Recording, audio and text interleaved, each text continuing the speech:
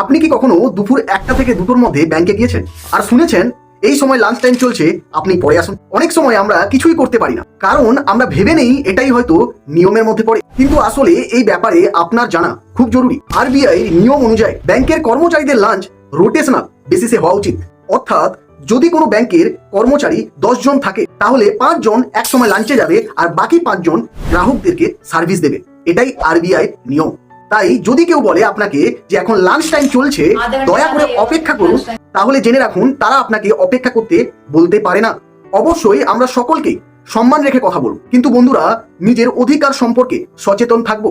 যদি এমন পরিস্থিতি আপনার সাথে ঘটে, তাহলে আপনি বিনতভাবে ওই কথোপকথনের একটা ভিডিও রাখতে পারেন এবং 14448 এই নাম্বারে ফোন করে অভিযোগ জানাতে পারেন।